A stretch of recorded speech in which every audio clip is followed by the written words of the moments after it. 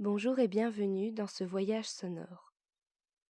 En cette nouvelle lune du mois de mars, le monde et tous les êtres vivants tendent et aspirent à un retour de la lumière solaire. C'est pour ça qu'aujourd'hui, je vais partager avec vous une légende qui nous vient de l'Orient. On raconte, depuis des temps anciens, la légende de l'arbre de feu éternel. Perdu quelque part au bout du monde, où aucun homme n'y avait accès, car il était entouré de plus de 1000 montagnes et 1000 rivières infranchissables, de bêtes féroces et de ténèbres.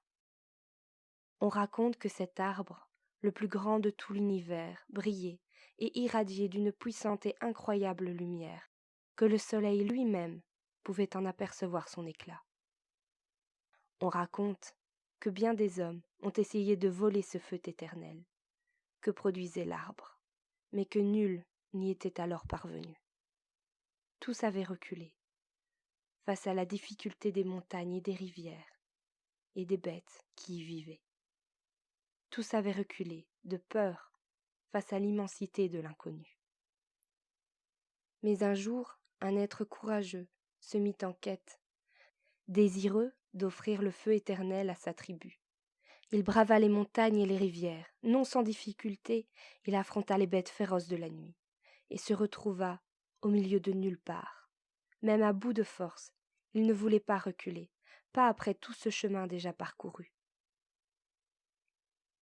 Il marcha des jours, des semaines, ce qui lui sembla être une éternité, sans plus reconnaître ni le jour, ni la nuit, seul au milieu du vide ancestral, seul avec lui-même. Quand enfin, il vit une lumière, il se mit alors à courir vers elle, et il le trouva, l'arbre de feu éternel. Il comprit alors, en voyant les oiseaux, habitants de l'arbre, picorer le bois, créant ainsi le feu, il comprit alors que le feu ne se vole pas, il se crée et il se partage. Il ramena cette découverte dans sa tribu, alors ravi de pouvoir apprendre à chacun à créer son propre feu.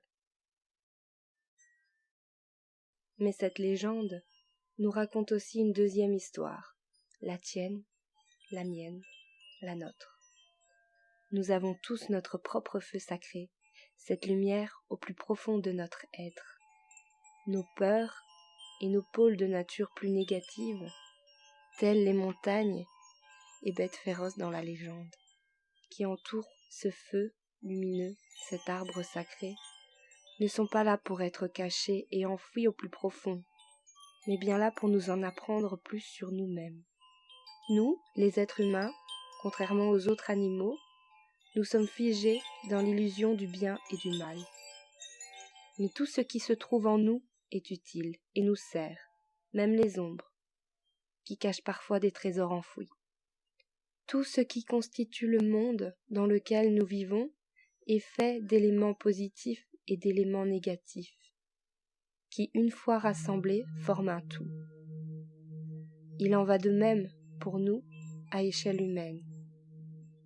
Aller à la rencontre de ce feu sacré ou de notre lumière intérieure est parfois difficile, car cela nous sort de notre zone de confort. Mais rappelez-vous que dans votre voyage intérieur, vous en êtes toujours le maître.